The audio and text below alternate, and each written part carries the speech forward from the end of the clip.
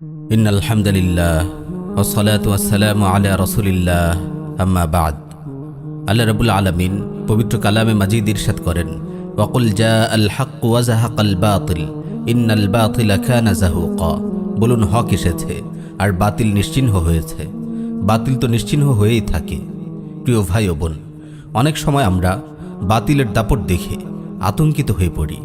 হকের বিজয়ের ব্যাপারে আমরা নিরাশ হয়ে যাই। অথচ বাতিল কখনোই স্থায়ী হয় না। সময়ের ব্যবধানে বাতিল ঠিকই হকের কাছে নাস্তানাবুদ হয়ে যায়। ইতিহাসের দিকে তাকালে এই কথাটির বাস্তবতা আমাদের সামনে স্পষ্টভাবে ফুটে ওঠে। বাতিলের বিজয় পরাক্রম দেখে অনেক সময় হক হওয়ার দাবিদার এক শ্রেণীর মানুষও বাতিলের পথে পা বাড়ায়। বাতিলের জয় জয়কার দেখে তারা ভাবে বাতিল পথে গিয়ে তারা হকের পক্ষে কাজ করবে।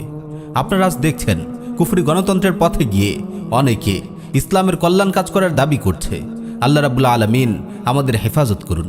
প্রিয় ভাই ও বোন, একটি মূলনীতি অন্তরে গেঁথে রাখুন, কেবল লক্ষ্য উদ্দেশ্য সঠিক হওয়াই যথেষ্ট নয়, সেই লক্ষ্য অর্জনের উপায় ও মাধ্যমও সঠিক হতে হবে। ফাসাদের মাধ্যমে কেউ ইসলাহ করতে পারে না, বাতিল পথে গিয়ে কেউ হক প্রতিষ্ঠা করতে পারে না। আল্লাহ রাব্বুল আলামিন ইরশাদ করেন, ইন্নাল্লাহা লা ইউসলিহু আমালাল মুফসিদিন। আল্লাহ তাআলা ফাসাদকারীদের আমলের ইসলাহ করেন না। দিনের জন্য কাজ করার নামে কখনো মানুষ নানান অপব্যাখ্যা করে বাতিলের গায়ে হকের লেবাস পরিয়ে দেয়। কিছু সময়ের জন্য মনে হয় তারা বাতিল পথে দিনের খেদমত করতে সক্ষম হচ্ছে। এটি আসলে মারাত্মক বিভ্রান্তি। কোরআন সুন্নাহ আমাদের কেবল আমলের নির্দেশ দিয়ে ক্ষান্ত হয়নি, বরং আমল করার সঠিক পদ্ধতিও আমাদেরকে স্পষ্টভাবে জানিয়ে দিয়েছে। প্রিয় ভাই ও বোন, বর্তমানে বাতিল পথে গিয়ে ন্যাক আমল করার প্রবণতা মহামারী আকার ধারণ করেছে। ইমান আকিদাকে বিসর্জন দিয়ে দিন প্রতিষ্ঠার কাজ জোরে সোরে চলছে। আল্লাহ রাব্বুল আলামিন আমাদের হেফাজত করুন। প্রিয় ভাই, আপনি যখন দিন প্রতিষ্ঠার জন্য রাসূলুল্লাহর নির্দেশিত পথ বাদ দিয়ে অন্য পথ ধরেন, তখন কিভাবে দিন প্রতিষ্ঠিত হবে?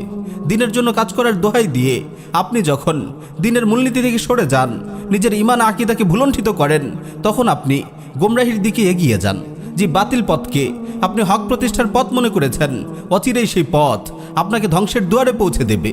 যে কুফরি গণতন্ত্রের উদ্ভবই হয়েছে দিনকে সমাজ ও রাষ্ট্র থেকে নির্বাসিত করার জন্য, কিছু অবুঝ মানুষ নিজেদের অমূল্য ইমান আকিদা বিসর্জন দিয়ে সেই গণতন্ত্রকেই দিন প্রতিষ্ঠার পথ হিসাবে বেছে নিয়েছে। আল্লাহ তাআলা আমাদেরকে এই গোমরাহি থেকে হেফাজত করুন।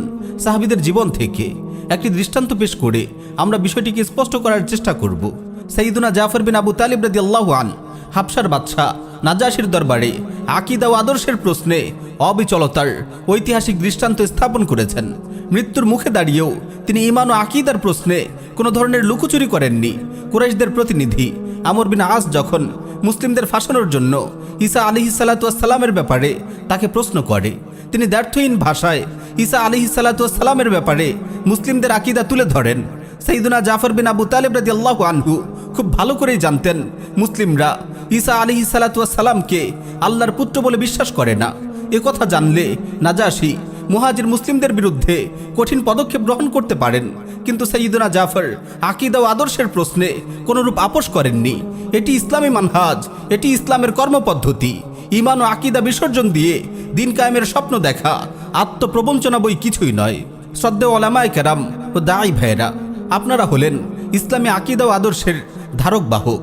আপনারা রাজনৈতিক ব্যবসায়ী নয়, আপনারা হলেন দাঈ ইলাল্লাহ। ক্ষমতার গদিতে বসার জন্য ওত পেতে থাকা সুযোগ সন্ধানী প্রতারক নন। ইসলামের দাঈরা সবসময় ক্ষমতার রাজনীতির ঊর্ধ্বে অবস্থান করেন। লুকোচুরি করে ক্ষমতা দখল করা নয়, বরং নববী মানহাজ অনুসরণ করে দিন কায়েমের সংগ্রাম অব্যাহত রাখাই তাদের লক্ষ্য উদ্দেশ্য।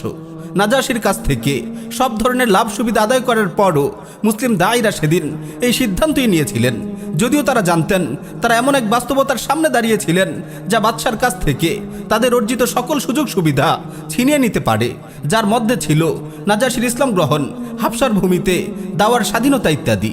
শুধু এতটুকুই নয়, বরং এই আশঙ্কাও পুরোপুরি বিদ্যমান ছিল যে বাদশা বিগড়ে গিয়ে তাদের লাঞ্ছিত করবেন, কিংবা তাদের মৃত্যুদণ্ড দিবেন, অথবা তাদেরকে শত্রুদের হাতে সোপর্দ করবেন। একজন মুসলিম রাজনীতিবিদ এই পরিস্থিতি কিভাবে সামাল দিতেন? এই কঠিন অপশনগুলো থেকে কোনটাকে বেছে নিতেন? এতদিন যা নির্মাণ করেছেন তা চোখের পলকেই ধ্বংস হয়ে যাওয়া, নাকি প্রতিষ্ঠার দ্বারপ্রান্তে পৌঁছে যাওয়া রাষ্ট্রের ক্ষমতা গ্রহণ? একটি মাত্র আকীদা ও আদর্শের জন্য কি তিনি তার সব অর্জন কুরবান করে দিবেন? অবশ্যই আকীদা ও আদর্শের প্রশ্নে কোনো আপোষ নেই। আকীদা ও আদর্শের হেফাজতের জন্য তিনি সব কিছু কুরবান করবেন। তিনি হয় রাজনীতিবিদ হবেন, নয় মুসলিম হবেন। এখানে ইসলাম ছাড়া তার হাতে অন্য কোনো অপশন নেই। মুহাজির মুসলিমদের জন্য বুদ্ধি ও মেধা খাটানোর পর্ব শেষ। এখন নিজেদের আকীদা সুস্পষ্টভাবে ঘোষণা করা ছাড়া আর কোনো উপায় নেই।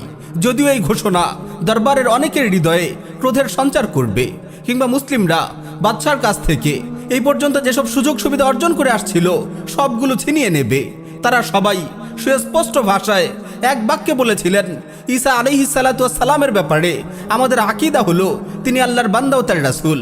তিনি রূহুল্লাহ তথা আল্লাহর কাছ থেকে আগত রূহ এবং কালিমাতুল্লাহ তথা আল্লাহর বাণী, যা তিনি অবিবাহিত কুমারী মারিয়ামের নিকট প্রেরণ করেছিলেন। প্রিয় উম্মাহ, আজ আমরা দিন প্রতিষ্ঠার জন্য নববী মানহাজ বাদ দিয়ে কুফরি গণতন্ত্রকে মাধ্যম হিসেবে গ্রহণ করেছি। যে তাওহীদ প্রতিষ্ঠার জন্য আমরা সংগ্রাম করছি, শিরকি গণতন্ত্রের পথে গিয়ে আমরা শুরুতেই সেই তাওহীদকে জবাই করছি। গোটা দিনকে কুফরি গণতন্ত্র, শিরকি সংবিধান ও জাহিলি রাষ্ট্রযন্ত্রের দয়ার উপর আমরা ছেড়ে দিয়েছি। দিনকে জবাই করার এই প্রক্রিয়া কিভাবে দিন প্রতিষ্ঠার মাধ্যম হতে পারে? প্রিয় ভাই, আমরা যদি সত্যি দিন প্রতিষ্ঠার সংগ্রাম করতে চাই, তবে আব্রাহাম লিঙ্কনের কুফরি গণতন্ত্র ছেড়ে আমাদের ফিরে যেতে হবে রাসূলুল্লাহর দাওয়া ইআদাদ ও জিহাদের মানহাজে। আল্লাহ রাব্বুল আলামিন আমাদের সবাইকে বোঝার ও আমল করার তৌফিক দিন। আমিন ইয়া রাব্বাল আলামিন।